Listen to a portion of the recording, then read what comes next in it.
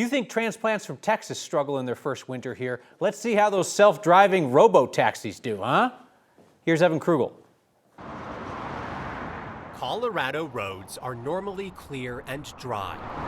But when the weather turns, driving here can be tricky, no matter who or what is behind the wheel. Robots are going to experience that same thing, where the cameras are obscured by these snowflakes coming in and out of view. Frankie Zhu knows a thing or two about robotic cars, but hers are designed for outer space. This is specifically for the moon. Her lab at Colorado School of Mines tests how autonomous vehicles perform in adverse conditions. It can come in dust lofting, like in this test bed, there's a lot of dust, but that dust is also like snowflakes in a winter storm. Just like space rovers, Waymo's cars will rely on a mixture of cameras, radar, and LiDAR to create a 3D map of the vehicle's surroundings. And while snow-covered lines on the road present an obvious problem, seeing through the falling snow is also an issue.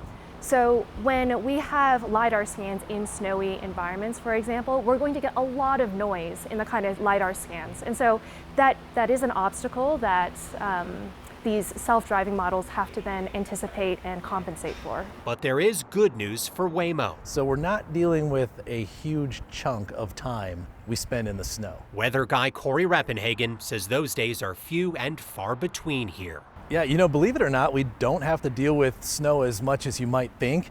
On average, Denver gets 32 days with actual snow accumulation on the ground. Waymo says it's been testing snowy conditions in Michigan, and Frankie estimates they'll be able to drive safely through some of it. So I imagine that there are really similar decisions that need to be made for these autonomous vehicles where the blizzard conditions are just so thick that, just like a human, they're going to have to stop driving.